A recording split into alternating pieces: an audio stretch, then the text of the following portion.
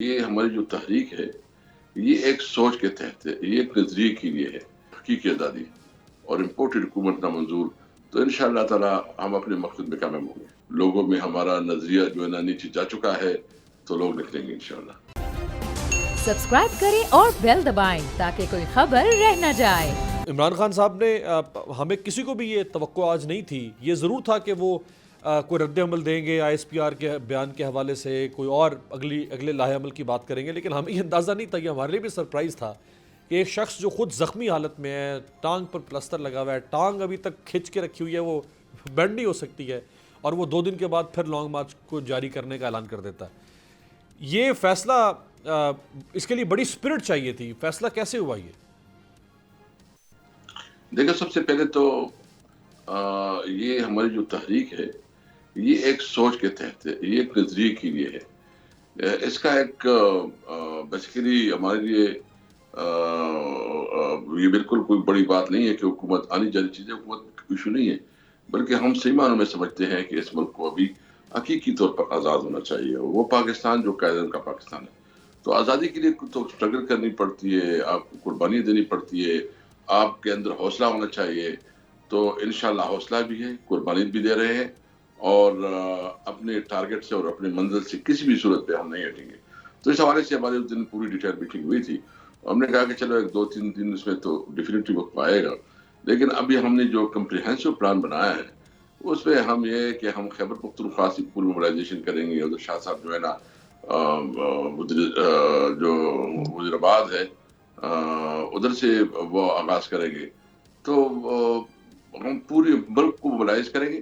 اور جو ہمارا نیریٹو ہے وہ آپ کو امیر عباس صاحب ویسے ہی پتہ ہے کہ ہمارا نیریٹو کمپلیٹلی لوگوں میں سرایت کر چکا ہے، ہمارے نیریٹو کے بارے میں لوگ جو ہے نا پورا اویئر بھی چکے ہیں اور لوگ اس کو اپنا بھی چکے ہیں۔ تو انشاءاللہ تعالی مجھے امید ہے کہ ہمارا اسٹرگل جو ہے نا اپنا ٹارگٹ حاصل کرے گی، اور جو ہمارا موقف کہ فوری election, free and fair election اور حقیقی آزادی اور امپورٹڈ حکومت نامنظور، تو انشاءاللہ تعالی ہم اپنے مقصد میں کامیاب ہوں گے۔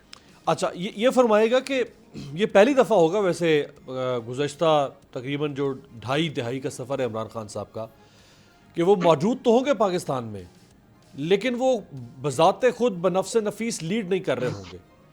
اب کہیں ایسا نہ ہو کہ عمران خان صاحب نہیں آتے تو شاہ محمود قریشی کے اوپر جو ذمہ داری ہے، لوگ کم نکلیں، لوگ اگر کم نکلتے ہیں تو حکومت کہے کہ دیکھا بھائی یہی تو اس غبارے میں ہوا تھی جو نکل گئی۔ دیکھیں، پی ٹی آئی جو ہے نا ایک منظم جماعت بن چکی ہے۔ پی ٹی آئی جو ہے نا اس کی ہماری آرگنائزیشن بھی کمپلیٹ ہو چکی ہے، اور اس وقت ہمارے ہم سمجھتے ہیں کہ پاکستان تحریک انصاف پاکستان کی سب سے بڑی سیاسی جماعت ہے، اور آرگنائزیشن وائز بھی ہم سب سے بڑے آرگنائزیشن ہے۔ تو ہم ایک ٹرانزیشن پیریڈ سے تو گزر رہے ہیں اور گزر چکے ہیں، لیکن شکر الحمدللہ ہمارا وہ ٹرانزیشن پیریڈ جو ہے نا کمپلیٹ ہو چکا ہے۔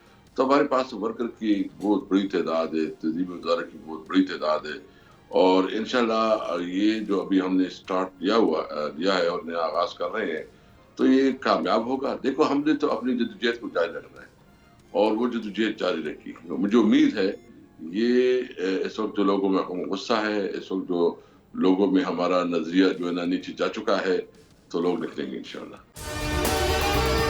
اگر آپ کو ہماری یہ ویڈیو پسند آئی ہے تو لائک پر کلک کریں۔ ایک بار پھر نمبر 1 بول نیوز نے ایک بار پھر سارے ریکارڈ توڑ دیے۔ سکندر سلطان راجہ صاحب نے میاں نواز شریف سے رابطہ کیا اور ان سے پوچھا کہ میرے لیے کیا حکم ہے۔ بول کا پروگرام اب پتا چلا، لاہور کے اسپتالوں میں بھی مسیح نہیں فرعون بیٹھے ہیں۔ شام 7 بجے کی سلاٹ میں سب سے زیادہ دیکھا گیا، 65% صارفین نے صرف بول دیکھنے کا انتخاب کیا، خون ہلکا حوالدار کا ہی ہوتا ہے، پولیس کے خلاف تو نہ جانے کتنے پروگرامز ہیں، کیونکہ بول ہے نمبر 1۔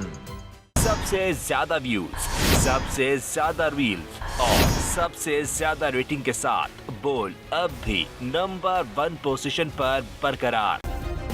سبسکرائب کریں اور بیل دبائیں تاکہ کوئی خبر رہ نہ جائے۔